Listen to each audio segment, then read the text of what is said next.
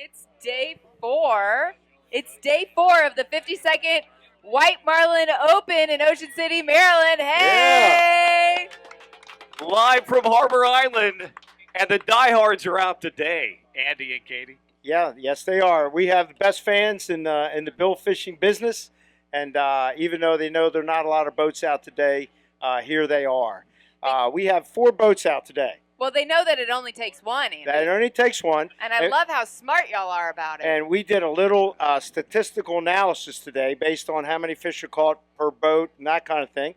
And we figured out there's about a 30 to 35% chance of seeing a fish in here today. Wow. Okay. 30 to 35? Yeah, which is I'll higher take than you those might have odds. guessed. I'll take those odds. If Okay. I'm one of 4 boats, I will take those odds. Okay, that's right. That's right. So Because you can win on a daily, right? you can, right? And we talked about there's a good bit of money in daily, right? You can get a daily tuna and win 60 grand or something, right? And now you're only competing with 3 other boats. 3 other boats. Right? And so that the odds are pretty good there. Mike Bradley, Katie Sawyer, Andy Motzko. We've got a couple of guests joining us here up on the set. And, we talk about conservation. We talk about donation. And that's a huge part of this tournament. Always has been from the very beginning, going back all the way to 1974. So joining us on set is Butch Langenfelder of the Maryland Food Bank. And we're going to tie the relationship in with Catch and Carry. Craig Pyle joining us from their organization. So, Butch, great to have you here. You're a staple up here at the docks. It's good to have you here. And talk about the Maryland Food Bank and their relationship with the White Marlin Open, and then you can transition that into how Catch and Carry now has gotten involved in the last couple of years. Sure. First of all, it's great to be here and joining everybody here. I can tell you, this is my 18th year doing the White Marlin, and it is cultivated so well because years ago I used to work with Miss Rose. Miss Rose is a legend. A legend in here. These parts. Yeah. And we would fillet these fish right here, and at the end of the evening, we would get it right out to the community. I would be hauling it out. Now for the last 3 years, we've got Catch and Carry here, and really, I'm just a pretty face here. That's all I can really say. Now, when you say the community, delve a little bit deeper as to Absolutely. who gets this food. The one thing that I strive on, and everybody here with the Motzko family and everybody during this event, the anglers, that this product stays right here in Worcester County. And Waukema, it stays on the shore. For those in need, that is. In need, absolutely. It goes to Sunspot Ministries, Dia Kania, and the Salisbury Food Bank. So that is something that I've always, the community, they reach out to us months before this advance, making sure that this product's still going to be coming. So for those that decide to donate it, this goes right into those that are in need of food on a daily basis, and those food pantries, those ministries out there. And you brought in the last couple of years Catch and Carry. Talk about their part now with the White Marlin Open and how they help you fulfill your mission. Well, I can tell you what, they've made it a lot easier. We get this product out. We've always got this product out in the community within 24 hours. But now Craig and his team has taken that back to his place here in Ocean City, portion controlling it. It's freezer wrap. He can really get involved with that a little bit more. But crayovacing that, so if it's not being served immediately, there's a longer shelf life on that. But I would like to just say that the anglers, they're not out. They are the kindest people of all, and they know this product is going right back out to the community, and they don't have to do that, and they do it, and it's a great thing.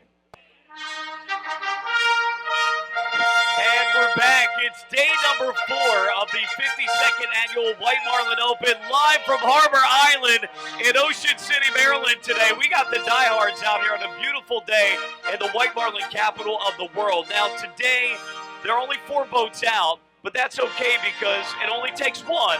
But it also affords us the opportunity here to be able to interview boat captains, boat owners, all sorts of great folks. We're going to have the 2-time winner of the WMO coming up, and we're very proud and honored to have the president and owner of Duffy Boatworks, John Duffy, joining us here. And there's an ad in a magazine here, the WMO magazine, that says, "This is my ultimate passion.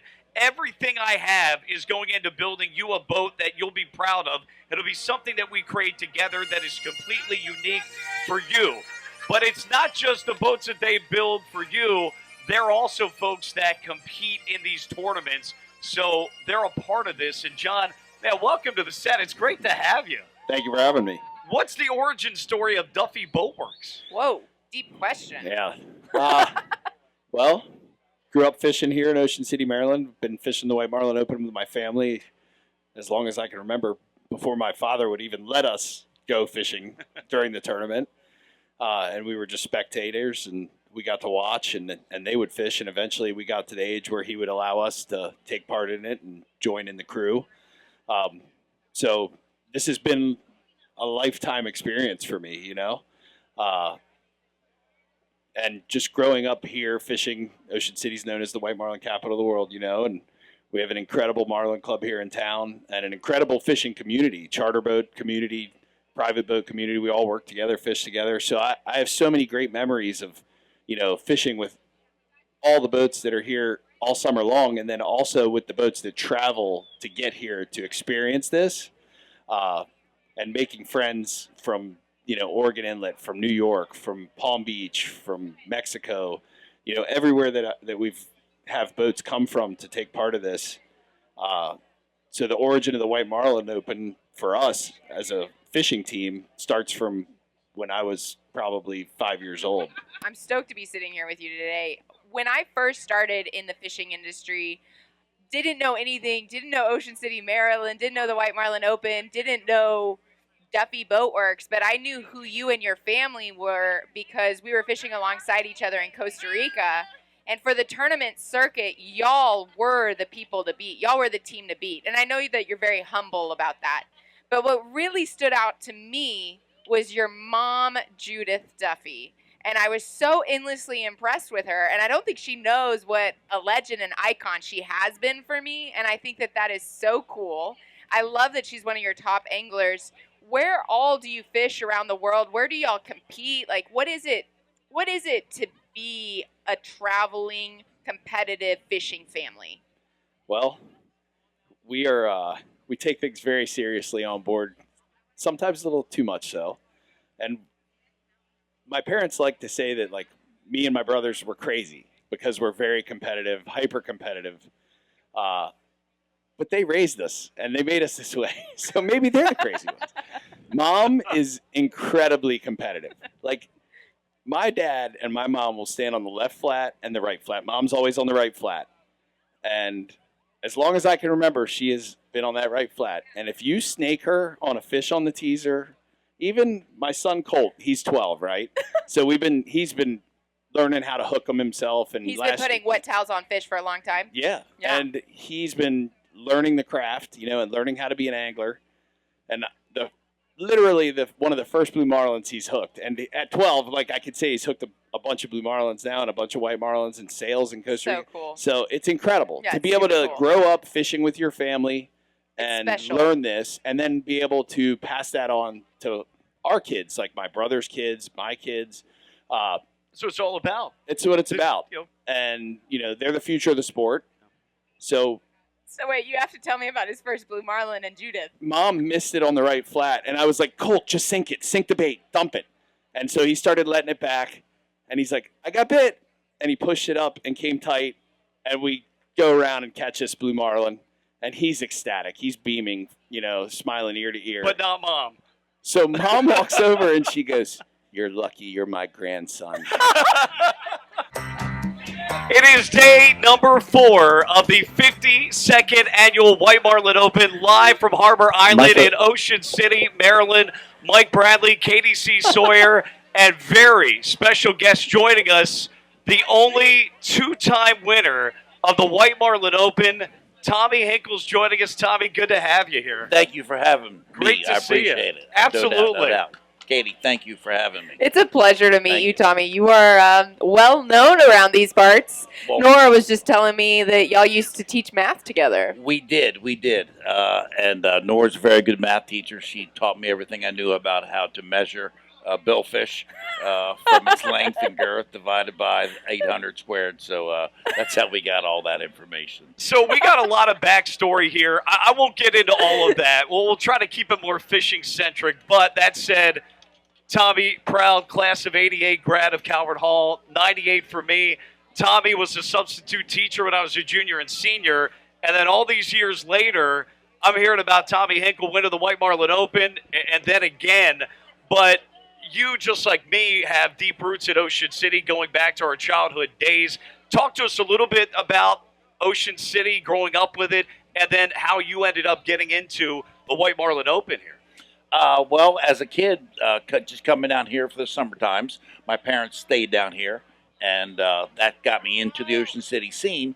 And at 17 years old, they let me live down here as a junior in high school, and that pretty Winning. much started everything. We lived on 4th Street at a place called the Swarthmore, and that started by living down here in the summer times. And where does fishing come into all of this? for you? probably early 90s when I started working at Baker's Island. Actually, I lied. At the Alaska stand, there was a gentleman by the name of Fred Yesko. Took me fishing on his Mako. I still remember the name of the boat, Mako My Day. And we went out chunking for tuna. And we caught a couple fish, and that really got me hooked on it. More to come here as Tommy's showing Unscene Productions. David and his crew doing a great job here this week with us and providing all this. We'll take a timeout. More to come. Day 4 of the 52nd annual White Marlin Open, live from Harbor Island in Ocean City, Maryland. More to come. Keep it here. Tell a funny joke just to get some play. Then you try to make a move and she says no way. Girls are faking, goodness saking. They want a man who brings home the bacon. All right, 9:15, and the scales are closed on this 4th day of the 2025 White Marlin Open. Thank you, Mike. A rare night where we don't weigh in any fish at the White Marlin Open. I can probably count on one hand over the past 40 years, but tonight was one of them, and we sort of expected it in the fact that only 4 boats went out. The weather was very difficult today, and in extending the tournament, that allowed the anglers to wait till later in the week. They're talking mostly about Saturday and Sunday.